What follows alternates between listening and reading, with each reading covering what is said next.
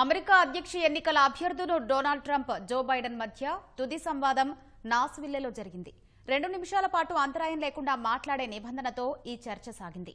COVID-19 నిరోధం, America కుటుంబాలు, పర్యావరణ మార్పులు, జాతీయ భద్రత, నాయకత్వం సహా 6 ప్రశ్నలపై ఇరువురు తమ అభిప్రాయాలను పంచుకున్నారు. కరోనా నివారణకు అత్యంత ప్రాధాన్యమిస్తున్నట్లు ప్రస్తుత అధ్యక్షుడు, రిపబ్లికన్ పార్టీ అభ్యర్థి ట్రంప్ స్పష్టం చేశారు.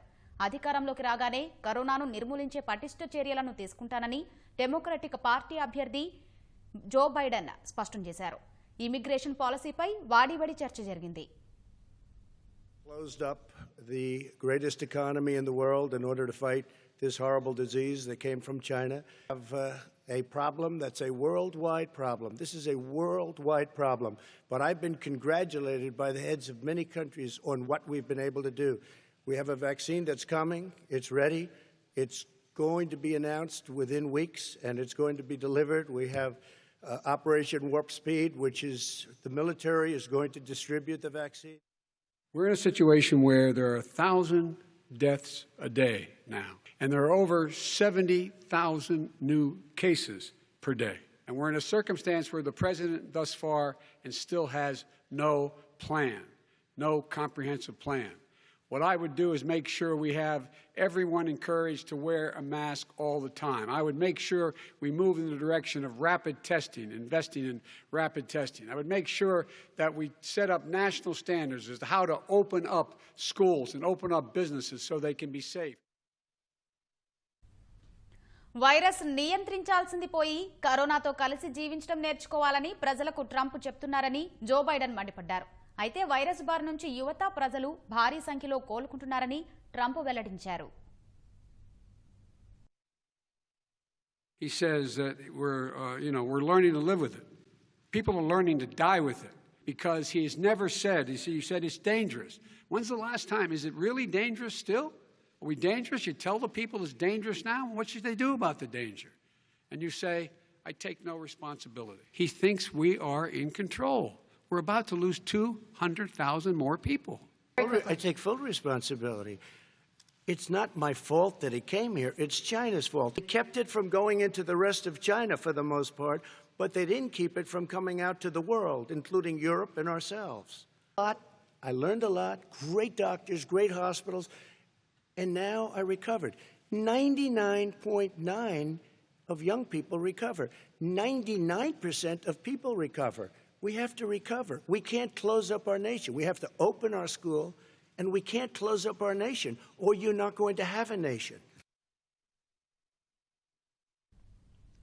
అమెరికా ప్రపంచంలోనే అతిపెద్ద ఆర్థిక వ్యవస్థని, దేశాన్ని పూర్తిగా మూసి ఉంచడం సాధ్యపడదని డొనాల్డ్ ట్రంప్ పేర్కొన్నారు.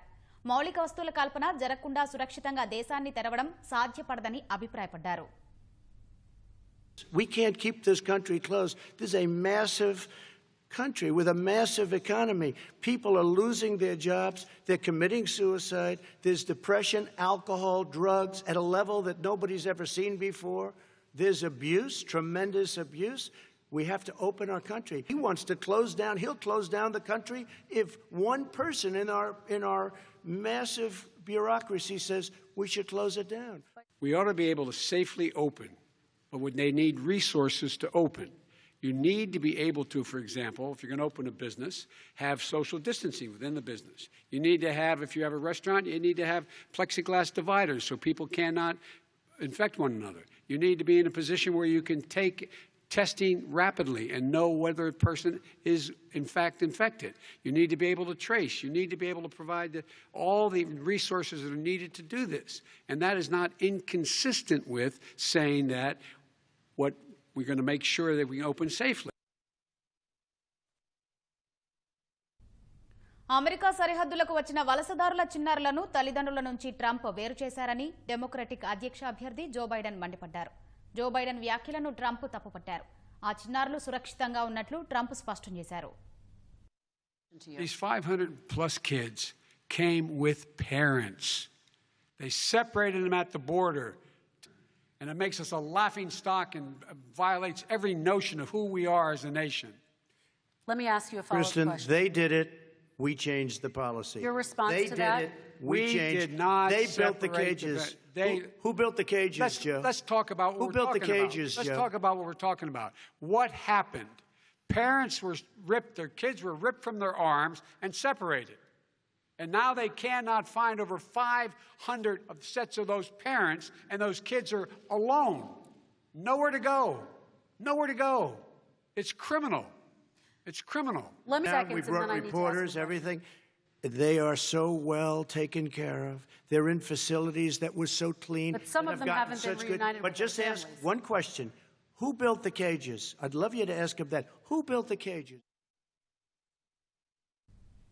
తాను అధికారంలోకి వస్తే అక్రమ వలసదారులకు 1,10,00,000 మందికి అమెరికా పౌరసత్వం వచ్చేలా కృషి చేస్తానని జో బైడెన్ అన్నారు. అయితే జో బైడెన్ వ్యాఖ్యలను డొనాల్డ్ ట్రంప్ తప్పుపట్టారు. ఇది విపరీత పరిణామాలకు దారితీస్తుందని హెచ్చరించారు. And the fact is, I've made it very clear. Within 100 days, I'm going to send to the United States Congress a pathway to citizenship for over 11 million undocumented people.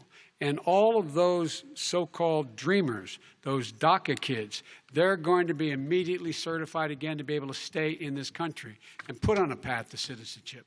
The idea that they are being sent home by this guy and they want to do that is they've gone to a country they've never seen before.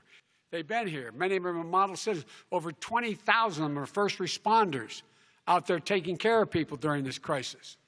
We owe them. We owe them. It just shows that he has no understanding of immigration or the laws. Catch and release is a disaster.